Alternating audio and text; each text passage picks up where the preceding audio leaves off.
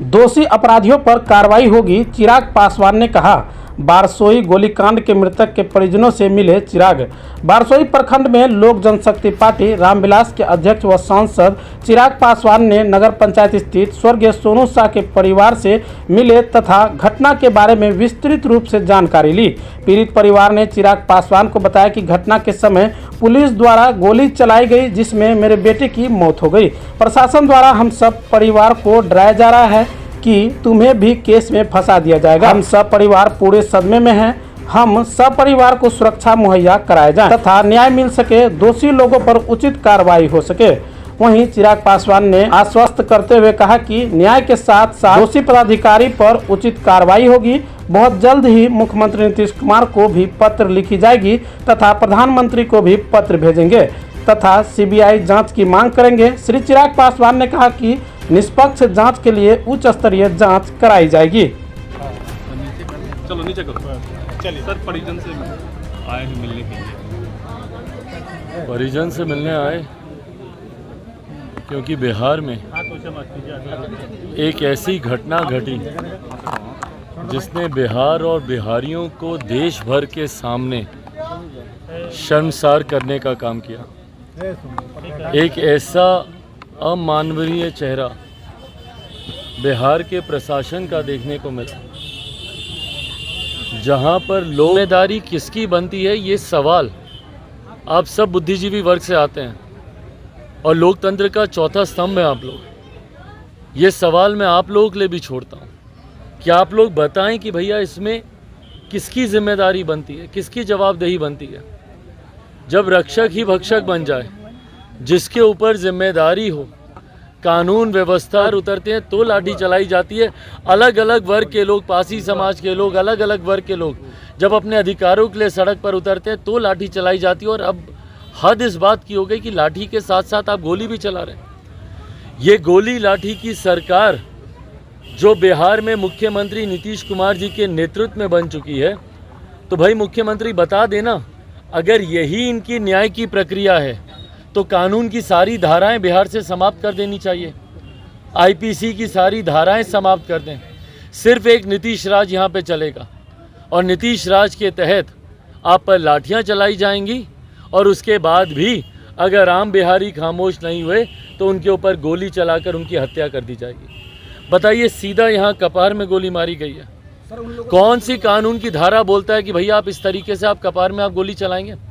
बहुत अगर अराजकता की परिस्थिति भी है, इनके लिए भी भैया नियम बने हुए हैं। बहुत अराजकता की स्थिति है, लाठी चार्ज ये लोग करते हैं। कितने लोगों के सर फोड़ते हैं, कंधे टूटते हैं। लाठी चार्ज में भी कमर से नीचे लाठी चलाने का। गोली चलाएंगे आप तो पैर पे आपको गोली चलानी है अगर बहुत अराजक कोई अगर परिस्थिति उत्पन्न हो गई है। और उस दिन कौन सी ऐसी अराजक परिस्थिति उत्पन्न हुई थी?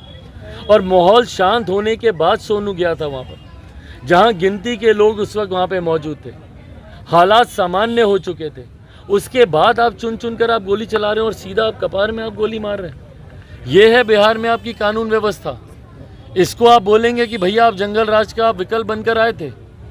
इससे बड़ा जंगल राज क्या होगा जहाँ पे आम निर्दोषों के ऊपर आप इस तरीके से गोली चला रहे हैं। लोक जनशक्ति पार्टी मांग करती है नीतीश कुमार जी से कि भैया जो गया व्यक्ति उसको तो आप वापस नहीं ला सकते, पर कम से कम पीड़ित परिवार को न्याय तो दिलाएं। चिन्हित करें उन लोगों को, सीसीटीवी फुटेजेस आप रिकवर करें, लोगों के बयान लें और सबसे पहले तो डराना धमकाना बंद करे स्थानीय प्रशासन। ये लिखित रूप में मैं मुख्यमंत्री जी से शिकायत करूंगा और स्थानीय एसपी महोदय से भी मैं मांग करता हूं कि आपके प्रशासन के लोग जो परिवार को डराने धमकाने का काम कर रहे हैं, अगर परिवार के किसी भी सदस्य पे कोई आँच आई इसके बाद तो उसका सीधा जिम्मेदार यहाँ का स्थानीय प्रशासन होगा। और एक एक आदमी का नाम लिखकर मैं मुख्यमंत्री नीतीश कुमार जी के पास भी मैं दूंगा, क्योंकि प्रदेश के गृह मंत्री हैं। और साथ ही में मैं केंद्र सरकार, केंद्रीय गृह मंत्री आदरणीय अमित शाह जी से भी लिखित रूप में हम लोग मांग करेंगे कि इस घटना की उच्च स्तरीय जाँच कराएं। संभव हो तो सीबीआई से जाँच करवाई जाए। मुख्यमंत्री नीतीश कुमार जी से भी ये मांग करते हैं कि सीबीआई जांच की सिफारिश मुख्यमंत्री नीतीश कुमार करें, क्योंकि भैया प्रशासन पे भरोसा नहीं है, इनको अपने ही लोगों पे कार्रवाई करनी है। तो कैसे निष्पक्ष ये कार्रवाई करेंगे? हम समाप्त कर लें बस 1 मिनट हो। कैसे ये लोग निष्पक्ष कार्रवाई करेंगे? इनको अपने गिरेबान में ही इनको कार्रवाई करनी है, अपने ही लोगों के ऊपर इनको कार्रवाई करनी है, तो ऐसे में कैसे निष्पक्ष जांच होगी?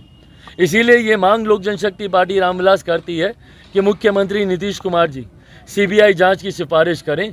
केंद्र सरकार से भी मैं यह आग्रह करूंगा कि स्वतः इसकी जांच करवाएं, उस तरीके इस पे जांच हो, और जितने भी दोषी अधिकारी हैं सख्त से सख्त कार्रवाई उन लोगों पर होनी चाहिए। घर का कमाने खाने वाला व्यक्ति जो आने वाले समय में इस परिवार के बुढ़ापे का सहारा बनता, वो परिवार का सदस्य गया है। उचित मुआवजा परिवार को मिले। भाई कोई झांकने तक नहीं आया यहाँ पे। ये जिम्मेदारी है स्थानीय प्रशासन के लोगों की। कहाँ है भैया डीएम एसपी यहाँ के?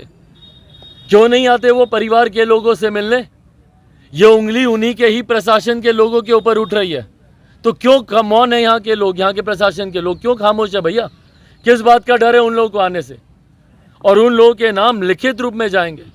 और अगर राज्य सरकार अगर इस पे नहीं जागी तो केंद्र सरकार से भी हम लोग आग्रह करेंगे कि इसकी जांच हो। इसके अलावा आप लोग के कोई सवाल हो तो पूछिए। राज्य सरकार ने तो प्रशासन ने जो फुटेज जारी किया है, हाँ, यहाँ पे वीडियो जो जारी किया है, उस वीडियो के बारे में आप क्या कहना चाहेंगे? वो तो पल्ला झाड़ रही है भाई प्रशासन स्वाभाविक है। हम लोग क्यों सीबीआई जांच की बात कर रहे हैं भैया? प्रशासन तो सिलेक्टिव फुटेज रिलीज करेगी ना। ऐसे फुटेजेस ये लोग रिलीज करेंगे जहां पे अपने आप को ये लोग निर्दोष बता सकें। कैसे ये लोग बताएंगे कि भैया हम लोग दोषी हैं? पर गोली तो चली ना, और गोली लगी। किस नियम के तहत ये गोली चलाई गई? कैसे आपने एक निर्दोष की आपने जान ले ली? जो व्यक्ति जो आंदोलन में था भी नहीं उसकी आपने जान ले ली, तो किसी ने तो उसकी हत्या की है ना। तो उसको चुना जाएगा कि नहीं चुना जाएगा? चिन्हित किया जाएगा कि नहीं किया जाएगा? कौन चिन्हित करेगा? इन्हीं लोगों की जिम्मेदारी है। तो फुटेजेस निकाल के, सेलेक्टिव फुटेजेस दिखा के अगर प्रशासन सोच रहा है कि वो अपना पल्ला झाड़ लेगा अपनी जिम्मेदारी से, कि अब भैया आज की तारीख में मुख्यमंत्री नीतीश कुमार जी के रहते हुए कैसे प्रशासन के लोग ही हत्यारे बने फिर रहे हैं, तो इससे बड़ा जंगल राज क्या होगा?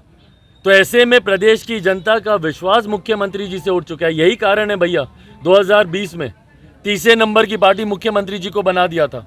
प्रशासन, बिहार की जनता ने किसी को भी चुना पर मुख्यमंत्री नीतीश कुमार जी को अपना नेता नहीं माना था। दूसरे की बैसाखी के सहारे पे ये मुख्यमंत्री बने हुए हैं। आने वाले समय में मुख्यमंत्री नीतीश कुमार जी का बिहार की सत्ता से जाना बिहार की सुरक्षा के लिए, बिहार में कानून व्यवस्था के बनाए रखने के लिए बहुत ज़रूरी है।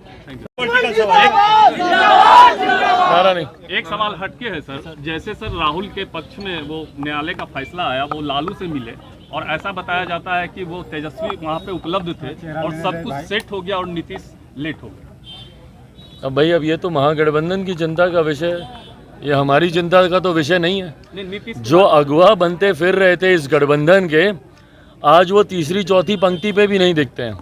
और तो और बेंगलुरु जाते हैं तो वहाँ पे पोस्टर से उनकी तस्वीर गायब है, और जो पोस्टर वहाँ पे लगाए जाते हैं वो मुख्यमंत्री नीतीश कुमार जी की वजह से बिहार को शर्मसार वो पोस्टर करते हैं।